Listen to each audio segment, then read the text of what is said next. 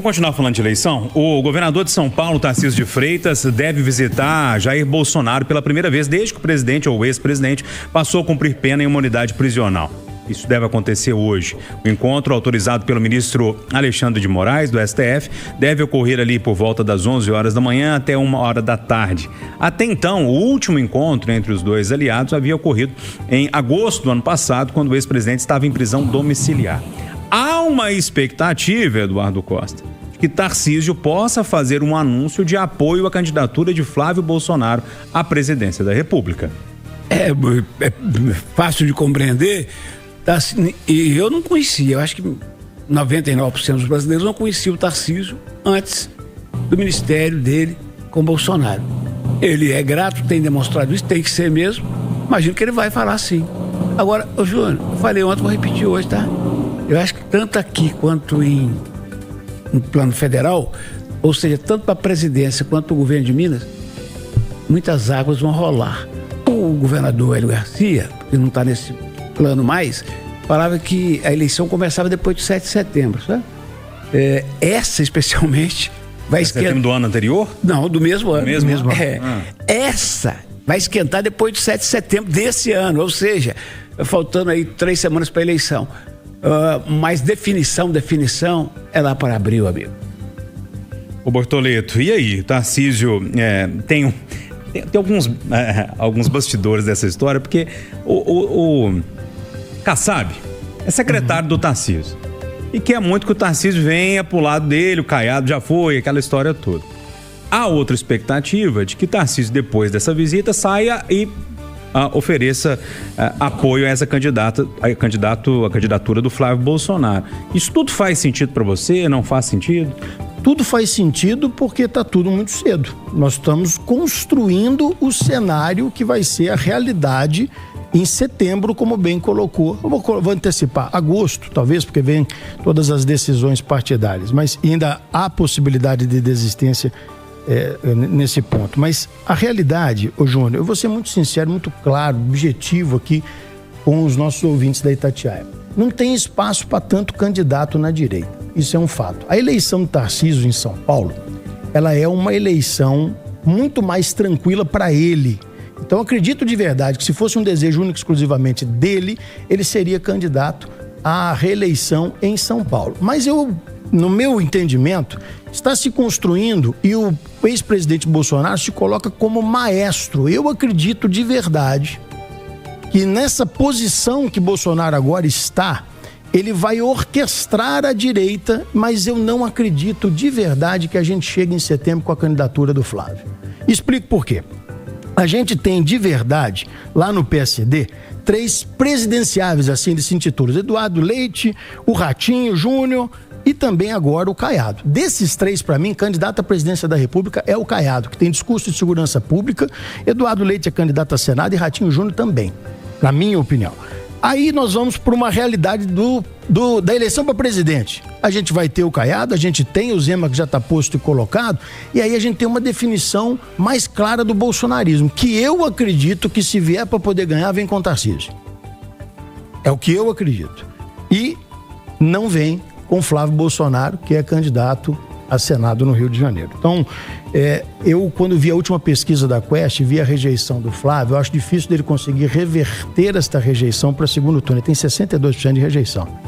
Esse 62% de rejeição, para poder ser construído, ele teria que estar cada vez mais alinhado com o estilo bolsonarismo de ser, que é muito mais a cara do Eduardo do que do Flávio. Então, de verdade, eu acho que o Flávio ajuda muito no Rio de Janeiro em sendo candidato ao Senado e garantindo a vaga da direita lá. Você está dizendo que o Flávio Bolsonaro não vai ser candidato à presidência da República? É a minha convicção. É a minha convicção. Está construindo, Tarcísio pode apoiá-lo, mas na reta final a direita se junta de maneira pragmática para poder vencer a esquerda. Porque se assim não o fizer, estaremos aqui no Conversa de Redação pós-eleição dizendo que o Lula está mais uma vez reeleito. Passos, o Bortoleto está praticamente cravando aqui uma situação, e está muito cedo para isso, é lógico, antes que você fale isso, Bortoleto, mas eu falando que a visão de hoje com os fatos que a gente tem hoje. É a visão dele. O Flávio Bolsonaro está fazendo uma espécie de escudo para que depois venha mesmo um candidato que possa assumir esse campo conservador. precisa aí da batuta não só do Bolsonaro, mas de Gilberto Kassab também, né? Acho que assim, tem um pedágio a pagar agora, né? Tarcísio está visitando Bolsonaro pela primeira vez no regime fechado. E assim, eu te coloquei lá. E agora, como é que você me tira daqui? Eu acho que é mais ou menos isso. O que a gente vai fazer? Qual é a estratégia? O que a turma lá fora... Porque assim, ele não tem comunicação com esse mundo externo, né? Então, o que a turma lá fora tá tramando? Como é que é? Vocês vão abraçar o meu filho vai, não vai, e aí entra nessa coisa do acordo, teu filho tem muita rejeição. O que a gente pode achar é encontrar um caminho para ele ir para o Senado. Então, assim, o desenho... né? Porque não é... Entenda, a gente já percebe que os ânimos estão mais calmos entre a família Bolsonaro e o Tarcísio. Eles agora vão fazer o ajuste para ver o que é melhor. E eu não duvido que o desenho seja esse aí que o Bortoleto traçou. Agora, quando o Bortoleto fala não tem tanto espaço para esse número de candidatos na direita, isso deve incomodar muito a esquerda, né? Que tenta encontrar candidatos e fala assim, cara, a gente não acha, né? A gente não tem um candidato bom para falar assim, esse é o cara. A gente fica ali ainda, elas estão ainda limitadas ao Lula, ao dono de tudo, ao senhor do castelo, que fica olhando ao seu redor, tentando encontrar um personagem capaz de enfrentar esse batalhão da direita. Mas ter muitos candidatos é bom ou ruim, William? Eu não sei, eu tenho essa dúvida. Eu também não sei, porque aí vem o caso da vaidade. Porque, por exemplo, quando o Bortoleto fala, você vai escolher entre Caiado e Zema, né? O Zema tem fôlego para encarar uma presidência da República, né? Essa postura do Zema, por exemplo, no estado de Minas Gerais, pode comprometer um cara que já entregou a batuta muito antes, né, para o seu vice com o objetivo de reelegê-lo aqui no estado de Minas Gerais. O Caiado tá na luta até o fim, né, e não larga o osso. Tá lá defendendo o estado de Goiás. Aí a gente tem que pensar muito como isso, a população tá lendo, né? Como, por exemplo, qual é a tradução da população do estado de Minas Gerais, nesse colégio eleitoral tão forte, sobre a administração do Zema durante seu mandato? Ô Rita Mundim, e esse tabuleiro aí para as eleições lá em nível federal para presidente, hein? Pois é, Júnior. Hoje eu estava ouvindo a coluna da Berta. Eu achei que ela se colocou muito bem. E aí a gente tem que ficar de olho no Kassab. Porque o Tarcísio é uma carta na manga, tanto para o Kassab quanto para o bolsonarismo. E o que a gente tem que ver é como é que eles vão começar a tratar a sucessão em São Paulo. Então, se a sucessão em São Paulo começar a ser tratada com um nome que não seja o do Tarcísio, é porque essa carta na manga está ficando cada vez mais forte para ser a opção da direita. Que ele não tem rejeição, nem no bolsonarismo e nem na direita. Então, o Tarcísio é aquele ali, ele está ali à disposição. Ele teria, acredito que como candidato ao governo de São Paulo, ele teria grandes chances, né, muito bem avaliado. Então ele está na dele ali, pronto para servir ou ao estado de São Paulo ou ao país. Sendo que existe uma vontade muito grande do país, fora partidos, de que ele seja o candidato de direita pela qualidade que ele tem como gestor.